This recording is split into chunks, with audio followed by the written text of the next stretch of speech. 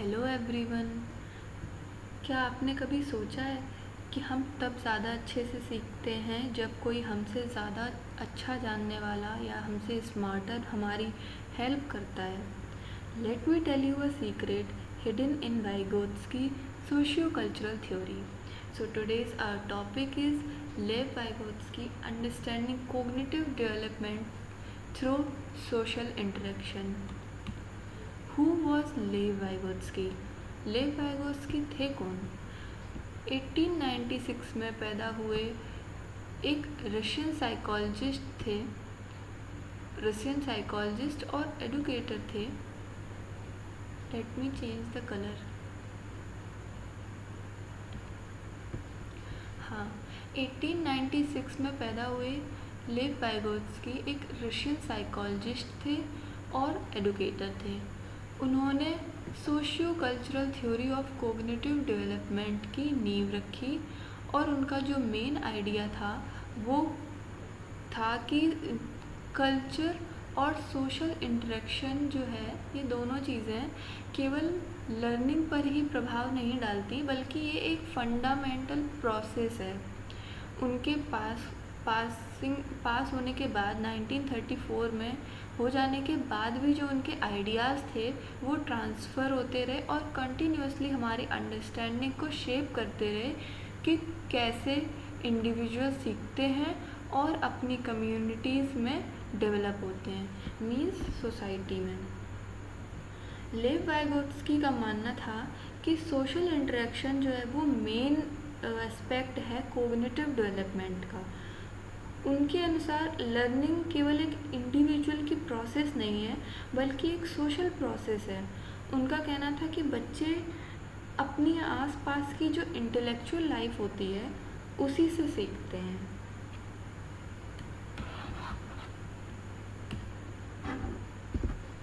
उनकी थ्योरी का जो कोर आइडिया था, लर्निंग इज़ सोशल, यानी कि सोशली जब हम लोग रहते हैं तभी हम लोग सीखते हैं। इंटरेक्टिव लर्निंग, नॉलेज को कंस्ट्रक्शन और कल्चरल कॉन्टेक्स्ट। इंटरेक्टिव लर्निंग का मतलब हुआ कि जब हम अपने पेयर्स या एडल्ट्स के साथ इंटरेक्ट करते हैं, इंगेज होते हैं, तब हम जब एक्टिवली इंगेज होते हैं और इंटरेक्ट करते हैं, तब सबसे ज़्यादा इफ़ेक्टिवली जो हम नॉलेज को या बच्चों की बात करें तो नॉलेज को एक्वायर करते हैं, मीन्स ग्रहण करते हैं। नॉलेज को कंस्ट्रक्शन क्या है कि ये एक कोलैबोरेटिव प्रोसेस होती है, यानी कि लोगों के साथ जॉइंट होके हम अपनी अंडरस्टैंडिंग बनाते हैं। मतलब टीचर्स के साथ ज्वाइन किया तो उनसे कुछ सीखने को मिला, पेरेंट्स के साथ ज्वाइन हुए तो उनसे कुछ सीखने को मिला, अपने से ज़्यादा कैपेबल पीयर्स से इंटरेक्ट हुए तो उनसे कुछ सीखने को मिला। कल्चरल कॉन्टेक्स्ट क्या है इसका, कि जो भी चीज़ें हम सीखते हैं वो हमारे कल्चर में ही दसी हुई होती हैं, उन्हीं से हम सीखते हैं। और जो भी उनके मूल्य हैं, भाषाएं हैं, वो सब सोसाइटी ने अपने हिसाब से थोड़ा बहुत शेपिंग कर ली है अपनी चीज़ों की, अपने कल्चर के अकॉर्डिंग। अब आते हैं इनकी थ्योरी के मेन कॉन्सेप्ट्स, जो कि 3 कॉन्सेप्ट थे। एक तो ये MQ यानी मोर नॉलेजेबल अदर, और एक ये ZPD यानी जोन ऑफ प्रॉक्सिमल डेवलपमेंट, और एक ये स्कैफोल्डिंग। ये इनकी थ्योरी के 3 मोस्ट की टर्म्स हैं। इन टर्म्स का यूज़ करके कई बार बहुत से क्वेश्चंस पूछे जा चुके हैं। एक एक करके इन सभी को समझते हैं। MKO मोर नॉलेजेबल अदर क्या होते हैं कि ये एक सेंट्रल कॉन्सेप्ट है वाइगोत्स्की की थ्योरी का। इसका मतलब होता है कि कोई भी इंसान जो किसी भी स्किल में, उस पर्टिकुलर स्किल में हमसे ज़्यादा जानता है। ऐसा ज़रूरी नहीं है कि हर इंसान हर किसी स्किल के लिए MQ हो जाएगा, बट वो किसी एक स्किल के लिए हमारे लिए MQ यानी कि मोर नॉलेजेबल अदर बन सकता है। इसमें एज मैटर नहीं करती, कि अगर आपके छोटे भाई बहन हैं, अगर वो आपको कुछ सिखा रहे हैं तो ऐसा नहीं है कि हम उन्हें मोर नॉलेजेबल अदर नहीं बोल सकते। अगर उस पर्टिकुलर स्किल में उन्हें हमसे ज़्यादा आता है तो हमारे लिए MKO वही होंगे।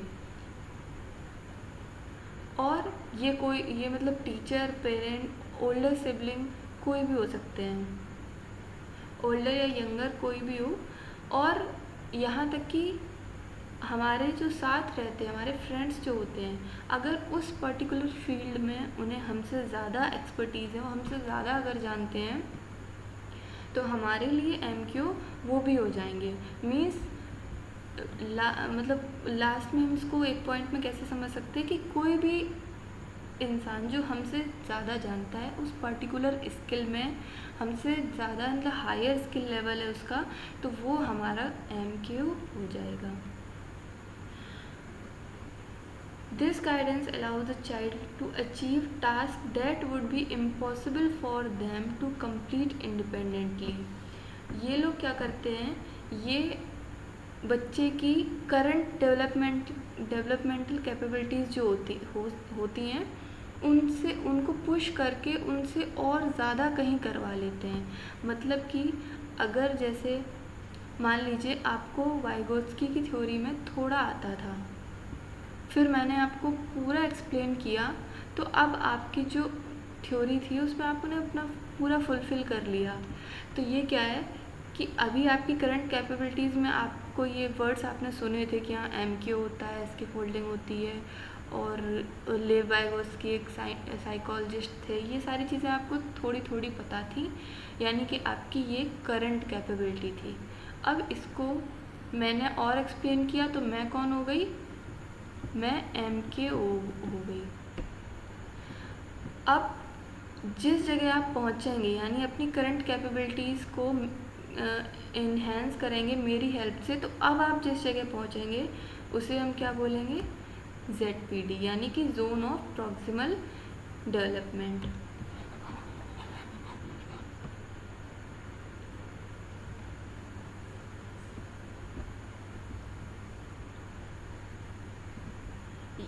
ये क्या है कि ये जैसे मान लीजिए कि ये व्हाट आई नो और ये जोन ऑफ प्रॉक्सिमल डेवलपमेंट, ये MKOs हैं जो हेल्प कर रहे हैं, और इनकी हेल्प से अब उसने कुछ ज़्यादा अचीव कर लिया।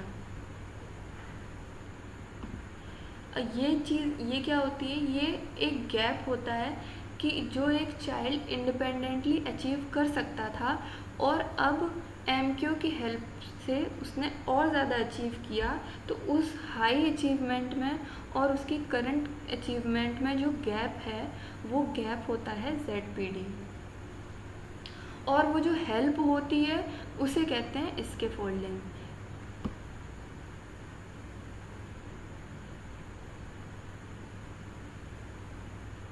The zone of proximal development, कभी कभी वैसे फुल फॉर्म उतनी ज़्यादा नहीं पूछते हैं, लेकिन अगर फुल फॉर्म पूछ लेते हैं तो आप इस चीज़ को याद रखना, जोन ऑफ प्रॉक्सिमल डेवलपमेंट। ये इनका मोस्ट फेमस कॉन्सेप्ट है। It represents the crucial gap between what a child can achieve independently and what they can accomplish with the assistance, यानी कि हेल्प से, ऑफ किसकी हेल्प से, MKO की help से। और वो हेल्प क्या होती है, वही हेल्प होती है स्कैफोल्डिंग।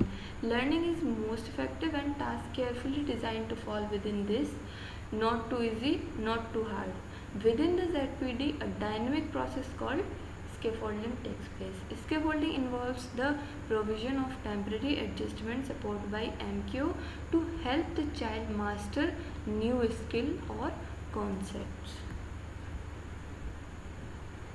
ये एक टाइप का टेम्पररी सपोर्ट होता है। ये स्कैफोल्डिंग क्या है, टेम्पररी सपोर्ट।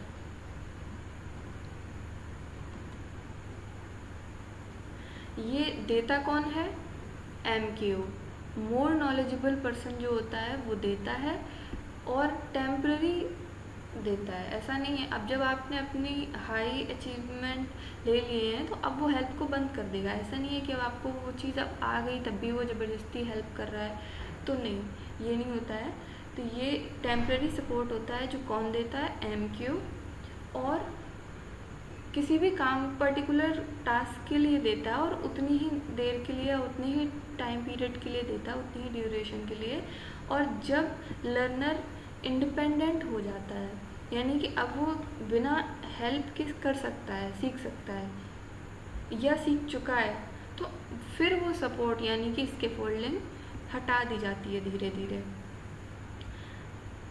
जैसे कि इसका एक एग्जांपल दें, जब बचपन में हम लोग साइकिल चलाना सीखते हैं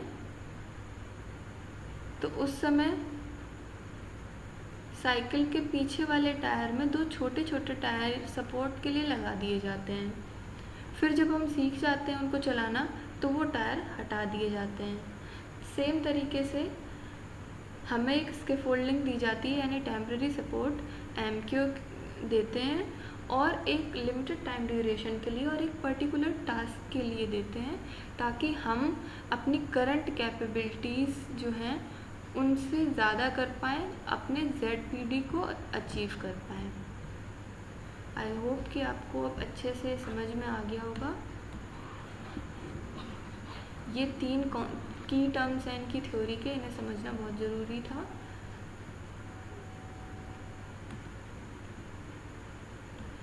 अब नेक्स्ट कॉन्सेप्ट है इनका language the tool of thought. इनका कहना था कि लैंग्वेज जो है वो हमारे थॉट्स का एक टूल है। मतलब कि हमारे जो थॉट्स होते हैं, और मतलब लैंग्वेज क्या है कि वो बस एक बोलचाल या बोलने के लिए या एक दूसरे से बात करने के लिए बस यही नहीं है, ये एक टूल है हमारे थॉट्स का, कि हम जो बोल रहे हैं इसका मतलब कि हम वो सोच रहे हैं, या मनोवैज्ञानिक तरीके से हमारी स्थिति क्या है, हम क्या सोच रहे हैं, यानी कि हमारी पर्सनैलिटी को रिफ्लेक्ट करती है हमारी लैंग्वेज। ये केवल ऐसा नहीं है कि बस एक गिलास पानी देना तो वो पानी मांगना केवल एक वो हो गया, ये रिफ्लेक्ट करती है कि हमें उस समय प्यास लगी है। तो ये लैंग्वेज क्या है कि वो हमारे थॉट को रिफ्लेक्ट करती है, केवल बातचीत के लिए नहीं बनी है। तो इसमें पहला क्या था, सोशल स्पीच, यानी कि जब हम एक्सटर्नल कम्युनिकेशन करते हैं दूसरों से तो हम लैंग्वेज का यूज़ करके इंटरेक्ट करते हैं और बातचीत कर लेते हैं, बस ये सोशल स्पीच हो गई। प्राइवेट स्पीच क्या है, ये थोड़ा सा इम्पॉर्टेंट है, इससे क्वेश्चन बनता है। तो ये क्या होती है, ये तब होती है जब कोई भी चाइल्ड लगभग 2.5 साल 3 साढ़े 3 साल लगभग इस एज पे होता है, तो वो खुद से बातें करना स्टार्ट करता है। अब वो बोल बोल के अपने आप से ही बातें कर रहा है, कुछ भी बातें कर रहा है। आपने कई बार ऐसा देखा होगा कि अपने आप से ही बोल के बातें करता है बच्चा, सेल्फ टॉक करता है। तो वो उस समय क्या कर रहा होता है, अपने आप को मदद करता है। कोई भी चीज़ की प्लानिंग हो सकता है, कुछ सोच रहा हो तो प्लानिंग कर रहा हो, अपने आप को गाइड कर रहा हो, या कोई बिहेवियर सिखा रहा हो, या कोई भी पज़ल उसके हाथ में उस समय हो सकती है, वो पज़ल सॉल्व कर रहा हो, तो या फिर अपनी कोई प्रॉब्लम लेके बैठा हो, बच्चों वाली प्रॉब्लम, उसे सॉल्व कर रहा हो। यानी कुछ ना कुछ वो अपने ही लिए उस समय कर रहा है। पर जो मेन चीज़ है वो क्या है कि वो अलाउड है, यानी कि बोल बोल के कर रहा है। अब यही जो प्राइवेट स्पीच है, जब ये मन में रहने लगती हैं बातें, मतलब कि अब वो मन में सोच रहा है, बोल नहीं रहा है, ये लगभग कब होता है, जब 7+ ईयर्स की एज पे। इस समय क्या होता है कि जो प्राइवेट स्पीच होती है वो अब इंटरनलाइज हो जाती है, मतलब अब वो मन में रहने लगी।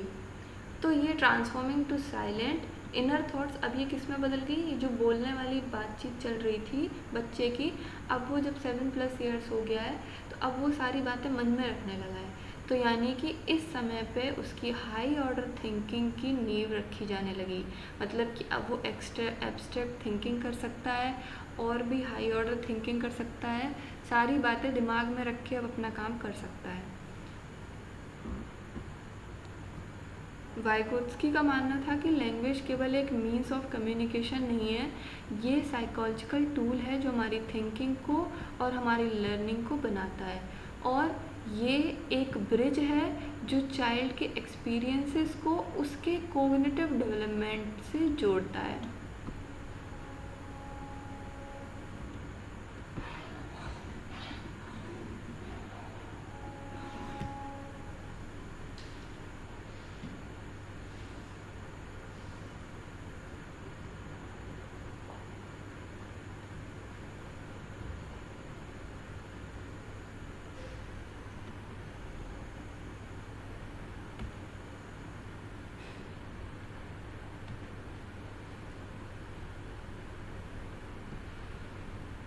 एजुकेशनल इम्प्लीकेशंस क्या हैं? Guided learning, collaborative environment, strategic scaffolding और स्टूडेंट सेंटर्ड मेथड, यानी बच्चे को ध्यान में रख के मेथड यूज़ करने हैं और प्लानिंग के साथ उसको टेम्परेरी सपोर्ट देना है और लर्निंग प्रॉपरली गाइडेड होनी चाहिए और ये कोलैबोरेटिव इन्वायरमेंट होना चाहिए, यानी कि सीखने का जो इन्वायरमेंट है वहाँ पे सब साथ में एज अ टीम वर्क काम करें। नेक्स्ट है वाइगोत्स्की वर्सेस पियाजे की थ्योरी में की डिफरेंसेस क्या हैं। ये भी एक इम्पॉर्टेंट है क्योंकि अगर आप इन दोनों थ्योरीज़ के पर्सपेक्टिव में अंतर नहीं जानेंगे तो क्वेश्चन जब आता है और उसके जो 4 एमसीक्यू आते हैं, एमसीक्यूज़ में कभी इनकी थ्योरी से 2 एमसीक्यू रख दिए, मतलब ऑप्शंस रख दिए, कभी इनकी थ्योरी से 2 ऑप्शंस रख दिए, तो उस समय वो ऑप्शंस बहुत ज़्यादा कंफ्यूज करते हैं। कभी वाइगोत्स्की की थ्योरी से पूछे गए क्वेश्चन में पियाजे की थ्योरी के ऑप्शन टिक हो जाते हैं और कभी वाइस वर्सा। तो इसमें क्या है कि ये डिफरेंसेस आप देख लीजिए, क्योंकि सबसे पहले जो पॉइंट लिखा हुआ है इसी से क्वेश्चन बना हुआ है कि according to Vygotsky learning leads development, development leads learning, या फिर 2 ऑप्शन कोई और दे दिए। तो इसमें सबसे पहले तो कन्फ्यूजन यही हो गई कि जैसे ही आपको ऑप्शन में दोनों रखे हुए मिले कि लर्निंग लीड्स डेवलपमेंट और डेवलपमेंट लीड्स लर्निंग, वहीं पे कन्फ्यूजन आ गई कि वाइगोत्स्की ने क्या बोला था, लर्निंग पहले आई उससे डेवलपमेंट हुआ या डेवलपमेंट हुआ तब हम सीखना सीखे। तो यहाँ पे इनको कर लेते हैं। वाइगोत्स्की का कहना था कि लर्निंग लीड्स डेवलपमेंट, मतलब सोशल लर्निंग पहले आई और फिर उसने कोग्निटिव डेवलपमेंट को बनाया। यहीं इन्होंने पियाजे ने बोला, इन्होंने स्टेजेस दी थी, इन्होंने बोला कि जब उस स्टेज पे बच्चा आता है उस समय उसका कोग्निटिव डेवलपमेंट होता है, तभी वो सीख पाता है। यानी कि अकॉर्डिंग टू वाइगोत्स्की लर्निंग जब सोशल लर्निंग हो जाती है तो उसका कोग्निटिव डेवलपमेंट अपने आप होने लगता है, वही डील करता है। और पियाजे ने कहा कि जब डेवलपमेंट हो जाता है उस पर्टिकुलर स्टेज का, जैसे मान लो सेंसरी मोटर स्टेज है, तो जब सेंसरी मोटर स्टेज का उसका डेवलपमेंट हो चुका, यानी कि जब वो इस डेवलपमेंट को कर चुका तभी उसको उसके अंदर लर्निंग आई, तभी उसने इस स्टेज पे जो भी सारी चीज़ें सीखी तो वही वो अगली स्टेज पे लेके जाएगा। लेकिन इनका कहना यह था कि बच्चे ने सोशल जो भी चीज़ें सीख ली, अब वो चीज़ें ही उसके दिमाग का डेवलपमेंट करेंगी। नेक्स्ट पॉइंट है कि इनकी थ्योरी का सोशियो कल्चरल पे थोड़ा सा ज़्यादा स्ट्रेस था और इनका था कि बच्चे इंडिविजुअल डिस्कवरी करते हैं, खुद ही लगे रहते हैं, खुद ही फोकस करते हैं, एक्सप्लोर करते हैं और अपनी लर्निंग को ड्राइव करते हैं। पर इनका कहना ये था कि कल्चर, सोशल इंटरेक्शन और लैंग्वेज बहुत ज़्यादा रोल प्ले करती हैं, क्रूशियल रोल प्ले करती हैं बच्चे के कोग्निटिव डेवलपमेंट पे। तीसरा है कि इन्होंने कहा था कि फ्लेक्सिबल डेवलपमेंट होता है, यानी कि डेवलपमेंट लगातार होता रहता है, इसकी कोई भी स्टेजेस नहीं है। जैसे जैसे वो सोशली इंटरेक्ट होगा, सोशल प्रोसेस में आएगा, वैसे वैसे उसका डेवलपमेंट होता रहेगा। कोई फिक्स स्टेज नहीं है कि 2 साल का होके बच्चा यही चीज़ सीखेगा। पर इन्होंने फिक्स स्टेजेस दी थी कि अगर वो सेंसरी मोटर स्टेज पे है तो सेंसेस वाला ही डेवलपमेंट होगा, प्री ऑपरेशनल पे है तो वो सिम्बलिक प्ले और ईगोसेंट्रिज्म टाइप की चीज़ें ही कर पाएगा, और फॉर्मल ऑपरेशन पे है तभी जाके वो एब्स्ट्रैक्ट थिंकिंग कर पाएगा। और सारी चीज़ें मतलब इन्होंने फिक्स्ड स्टेज पे कर दी थी। और लास्ट इनका क्या है कि इन्होंने बोला कि डायनेमिक रोल ऑफ अदर्स, यानी कि दूसरों का रोल जो है वो बहुत ज़्यादा है। वही लोग, मतलब दूसरे लोग जो होते हैं यानी एमक्यू जो होते हैं, वही बच्चे की करंट कैपेबिलिटीज़ से उसकी कैपेबिलिटीज़ के बियॉन्ड लेके जाते हैं, यानी कि उसके ZPD में लेके जाते हैं। लेकिन इन्होंने बोला कि दूसरों का रोल जो है वो बहुत लिमिटेड है, वो केवल साथ में रह के लर्निंग को फैसिलिटेट करते हैं। बाकी जो है बच्चा इंडिपेंडेंटली नॉलेज को कंस्ट्रक्ट करता है और उस पर फोकस करता है।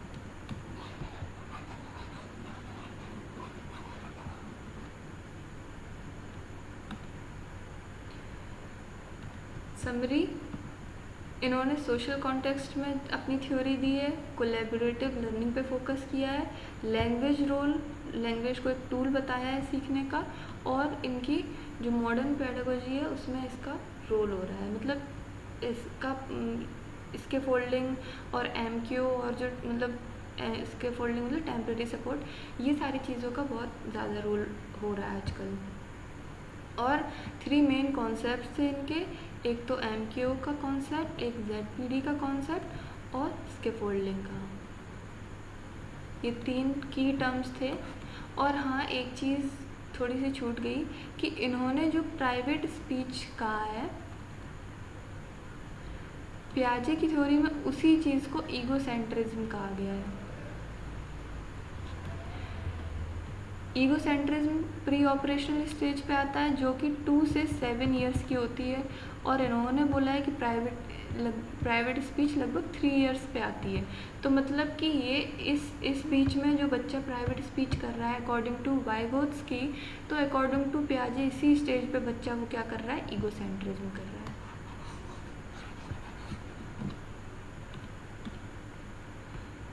ये प्रैक्टिस क्वेश्चंस हैं। ये इसके एमसीक्यू जो ऑप्शंस है वो थोड़े से इधर उधर हो गए, A B C D ये से है। मैं इसको एक्सप्लेन कर देती हूँ।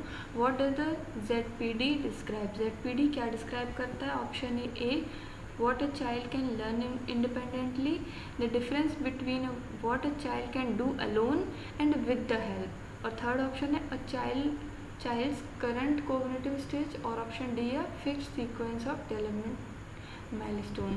तो आप इसको करके देखिए। और बाकी तो जब MCQs होंगे तभी मैं सारे क्वेश्चंस करवा लूँगी। फिलहाल ये बस जैसे मैंने जो भी कॉन्सेप्ट पढ़ाया होता है उसके लिए, मतलब उसकी रिवीजन रिकैप्चुलाइजेशन के लिए होते हैं ये क्वेश्चंस, ताकि आप एक बार अपने कॉन्सेप्ट को रिवाइज कर पाएँ।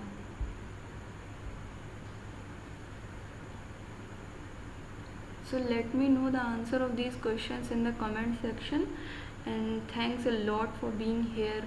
Now it's your turn. Observe, reflect and try applying Vygotsky in your daily learning moments. Thanks and bye.